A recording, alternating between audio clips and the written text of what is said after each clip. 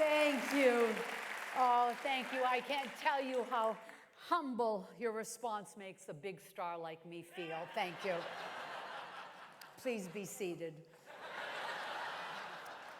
Since we're going to be spending the next few minutes together, I thought I should tell you a little bit about myself. I'm Armenian.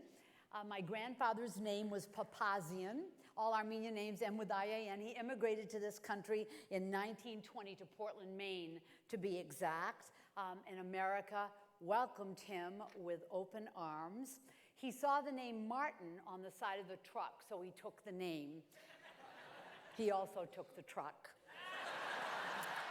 You know who else is Armenian? Cher. Did you know that? Cher Sarkeesian. Clarabelle the Clown. Does anybody... I can't even believe.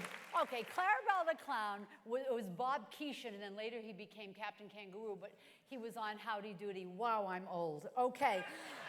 And the Kardashian sisters, you know that. Did you know that? In fact, they're bringing so much positive energy to the country. Armenia has changed its national anthem to I like big butts and I cannot lie. Okay, by the way, I don't know if you know this, but Kim is not the only Armenian with a sex tape. I have my own sex tape. It's an audio tape. When I made it, there wasn't any video. It's just me alone in a room, the original vagina monologue.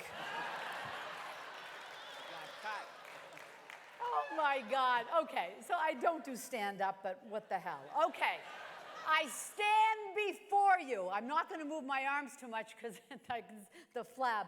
I stand before you, a proud Armenian. But while I was growing up in Portland, Maine, my parents went to great lengths to bury their ethnic identity. Like many second-generation parents, they wanted their kids to assimilate. And it wasn't until 1991 that I went to Armenia for the first time to find my roots that I really, really understood my background. I also found out for the first time where Armenia was located. True. It was a tiny Soviet republic of 3 million people surrounded by Georgia, Iran, Azerbaijan, and Turkey. I also learned that Armenia was the first nation in the world to adopt Christianity. Armenia was where Noah landed his ark. Armenia was the first place that the alphabet was invented. A proud race of survivors that had lived 3,000 years, and also with a great sense of humor. The night before I left, one of my new Armenian friends said to me, "Do you know what makes an Armenian laugh?" "What?" I asked. He held up his hand and he moved his little finger back and forth. I laughed. He said, "You see, anything." By the time I got back to the United States, I was a born-again Armenian. Okay, 4 years went by, and I was sitting on a plane flying from Los Angeles to New York to open my new one-person show at the Public Theater. A woman sat beside me. I didn't hear her speak or see what she was reading, but I smelled a familiar smell. I turned to her and said, "Excuse me, are you Armenian?" She could barely speak English, but understood the word Armenian and nodded yes. What I really wanted to say was, "You smell like my grandmother. Can I hug you?" Then it dawned on me, I had studied everything about my ancestors, but knew nothing about my own family. I couldn't recall one word of my own grandmother's, and she lived with us for 26 years in a room next to mine, and I could not recall one conversation we had had together. It was my mother who told me that Nanny had been brought to America from Turkey when she was 15, and a prearranged marriage, had 6 children with a man she never loved, a man twice her age. She lost her father, her mother, her brothers in the Armenian genocide, where over 1.5 million Armenians perished at the hands of the Ottoman Empire. She could never return to her homeland.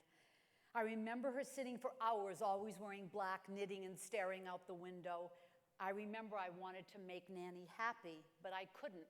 I was a child and I didn't understand. So I ran away from that sadness. I ran all the way up Mount Ararat, for God's sakes, looking for Noah's Ark. For the next 5 hours, I treated that woman next to me like my own grandmother. I propped her feet up with pillows, put cushions behind her back. When the stewardess asked what she wanted for breakfast, and she said, okay. I said, she'll have the steak, the omelet, and bring her a mimosa. No, make that too. We toasted, neither one of us knowing what each other was saying. We nodded back and forth. Oh, okay.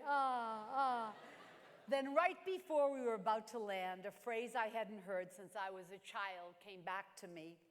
Savet danem, I said to the woman. Armenians say this to people they love.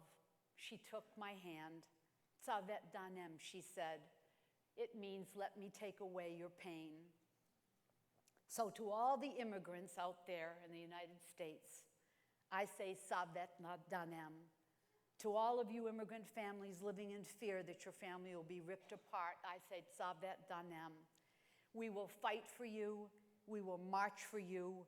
We will speak up for you. You are not alone. Savet danem.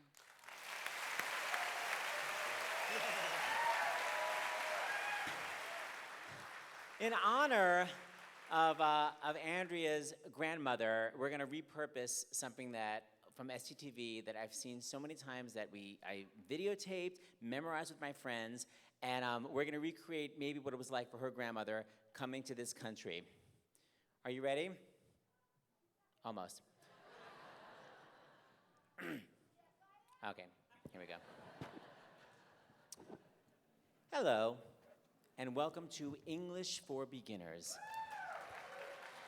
I am your instructor, Lawrence Hitzker, and here is our first student.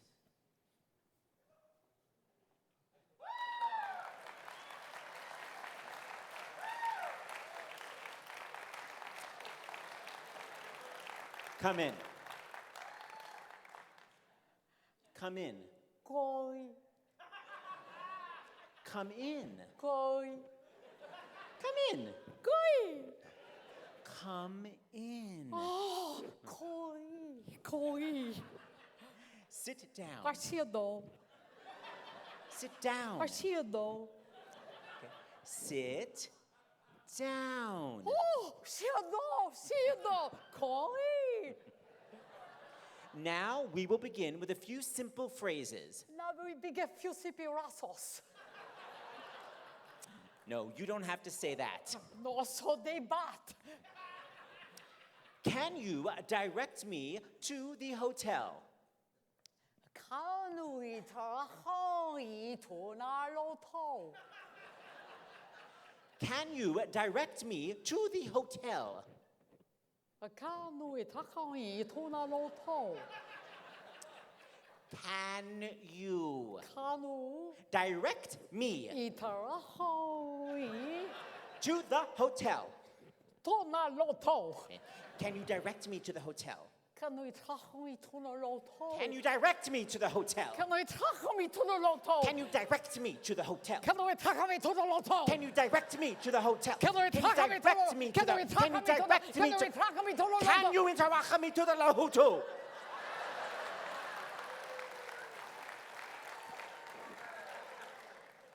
Sure, honey, you just go down 2 blocks. You can't miss it.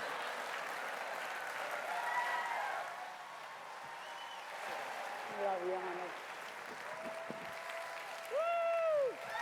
Andrea Martin.